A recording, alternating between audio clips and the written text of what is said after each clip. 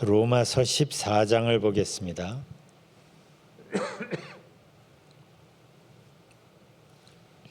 로마서 14장 14절부터 18절입니다. 로마서 14장 14절부터 18절까지 함께 봉독합니다. 내가 주 예수 안에서 알고 확신하노니 무엇이든지 스스로 속된 것이 없으되 다만 속되게 여기는 그 사람에게는 속되니라. 만일 음식으로 말미암아 내 형제가 근심하게 되면 이는 네가 사랑으로 행하지 아니함이라. 그리스도께서 대신하여 죽으신 형제를 내 음식으로 하지 말라.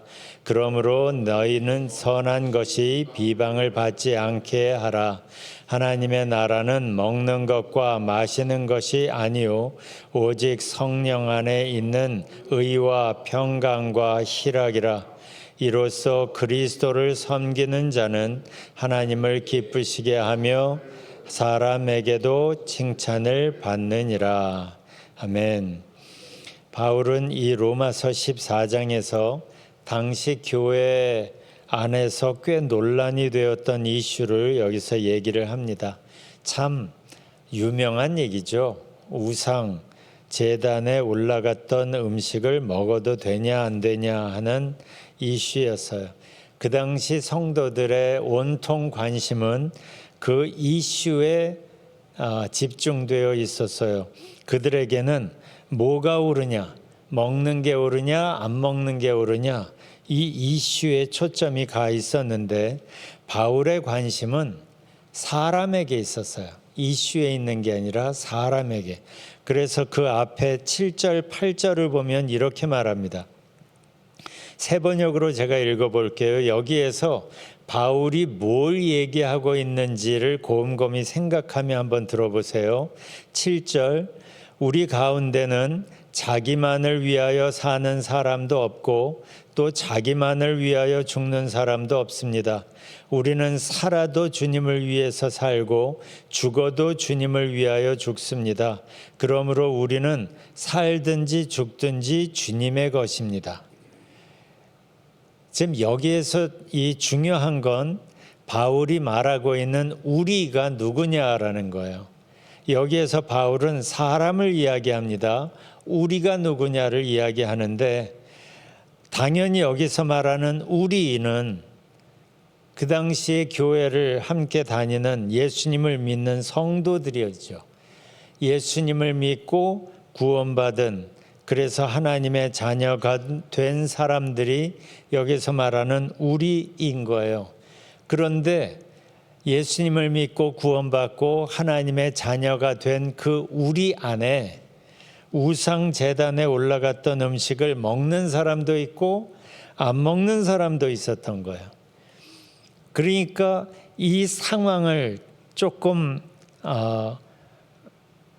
다른 시각에서 보면 더 중요한 질문이 여기서 생기는 겁니다. 우리가 예수님을 믿음으로 구원받아서 하나님의 자녀가 되었다는 것, 예수님 안에서 하나가 되었다는 것, 이게 더 중요하냐? 아니면 우상 제단에 올라갔던 음식을 먹고 안 먹고가 더 중요하냐? 이렇게 놓고 본다면 분명해지죠. 예수님을 믿고 구원받은 것보다 더 중요한 게 뭐가 있겠어요? 그래서 15절에서 바울이 강하게 말합니다.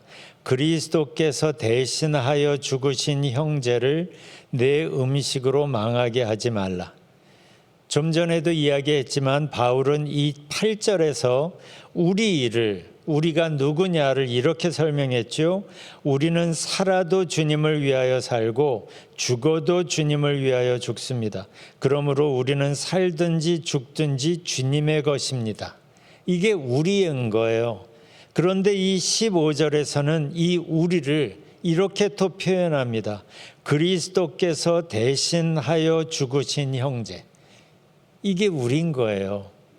그러니까 너가 생각이 다르다고 비난하고 몰아세웠던 그 사람이 누구냐?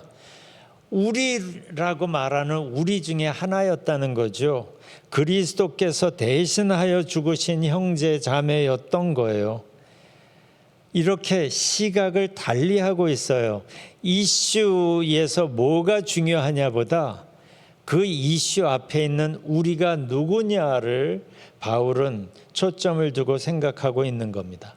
사람마다 생각이 다 다르죠. 의견이 다 다르고 중요하게 여기는 게 다 다릅니다. 그러니까 어떠한 이슈 앞에서 의견이 다른 것 당연하죠. 그건 자연스러운 겁니다.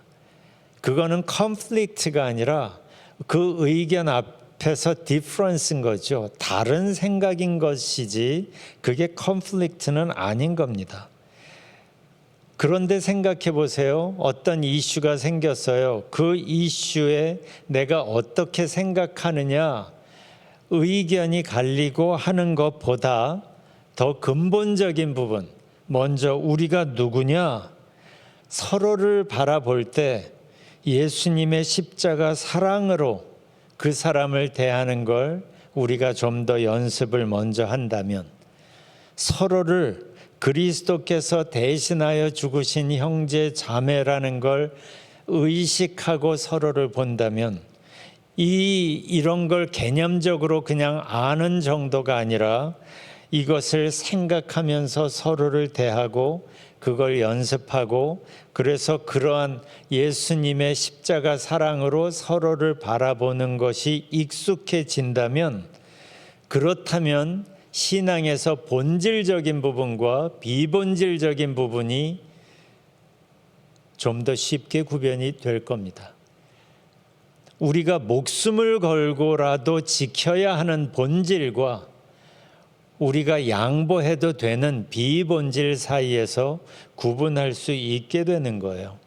우리에게 있어서 본질이라는 것은, 신앙의 본질이라는 것은 우리 모두가 그리스도께서 대신하여 죽으신 형제 자매 사람들이라는 것, 우리 모두가 예수님 때문에 새 생명을 얻고 영생을 누리는 사람들이라는 것, 그래서 하나님의 엄청난 사랑을 지금도 받으며 살고 있다는 것, 그러니까 하나님 안에서 하나님 나라를 누리면서 사는 사람들이라는 거죠. 그래서 17절에서 바울이 이렇게 말합니다. 하나님의 나라는 먹는 것과 마시는 것이 아니요, 뭘 먹냐 뭘 마시냐 이런 걸로 구분되는 게 아니라 오직 성령 안에서 의와 평강과 희락이라. 이게 신앙의 본질이라는 거예요. 저희가 말씀을 나누면서 자주 강조하는 부분이지만, 신앙생활의 핵심은 하나님과의 바른 관계입니다. 관계가 성경을 이해하는데 가장 중요한 단어예요. 그래서 그 관계를, 죄 때문에 끊어진 그 관계를 다시 잇게 하시려고 하나님이 언약을 우리에게 주셨잖아요. 구약은 신의 산 언약, 신약은 예수님의 피로 맺어진 언약. 그 언약이 뭐예요? 끊어진 관계를 다시 연결하는 그 기구잖아요.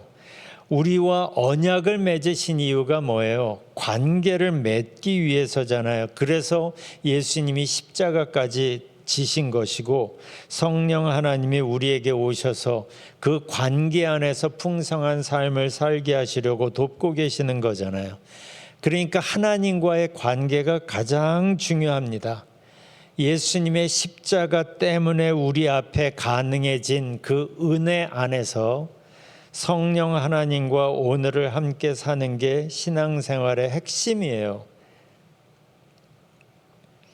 이렇게 예수님 안에서 또 성령님의 도움으로 하나님과 의로운 관계를 맺으며 하나님 안에서 살아갈 때 경험하는 게 하나님의 평강과 희락입니다. 그러니까 내가 하나님과의 지금 바른 건강한 관계 안에 있는가를 가장 쉽고 분명하게 분별할 수 있는 건 하나님의 평안이 내 안에 있는가, 하나님의 희락, 기쁨이 내 안에 있는가를 보는 거예요. 그래서 바울이 내가 너에게 말한다 항상 기뻐하라라는 것이 그냥 즐거움을 말하는 게 아니라 그리스도 안에 있는가를 가늠해 보라는 거예요. 그리스도 안에 있으면 내 상황과 상관없이 하나님이 주시는 평안 안에서 기쁨, 희락이 있기 때문이죠. 그래서 하나님의 나라는 하나님 안에서, 그리스도 안에서 의로운 관계, 그 의로운 관계 안에서 우리가 경험하는 평강과 희락입니다. 여기에 집중하면서 신앙생활을 하면 우리가 비본질적인 것 때문에 얼굴을 울그락불그락 할 일이 적어지는 거죠.